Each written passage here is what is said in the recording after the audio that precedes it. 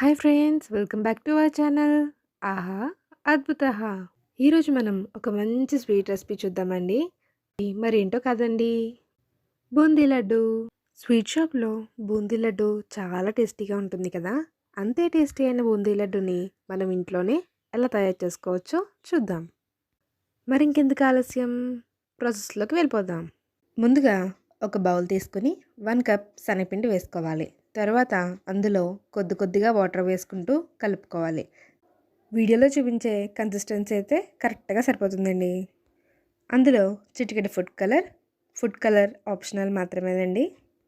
చిటికెడు baking soda వేసుకొని బాగా కలుపుకోవాలి.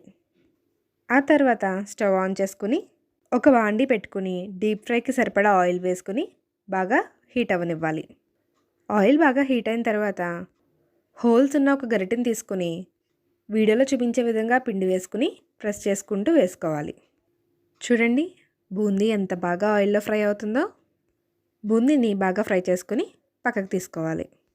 తర్వాత ఇంకొక స్టవ్ ఆన్ చేసుకొని బాండీ పెట్టుకొని 1 కప్ షుగర్ వేసుకొని హాఫ్ కప్ వాటర్ వేసుకొని షుగర్ బాగా మెల్ట్ అవ్వనివ్వాలి.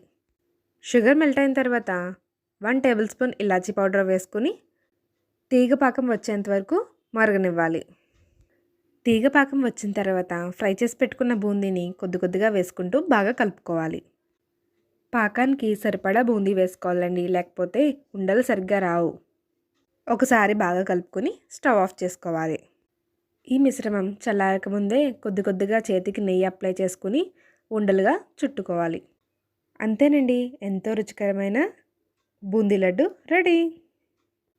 పండగలంటే మనకు గుర్తొచ్చేవి స్వీట్సే కదండీ.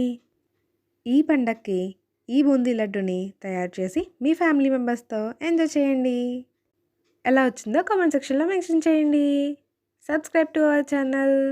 ఆహా! అద్భుతహ!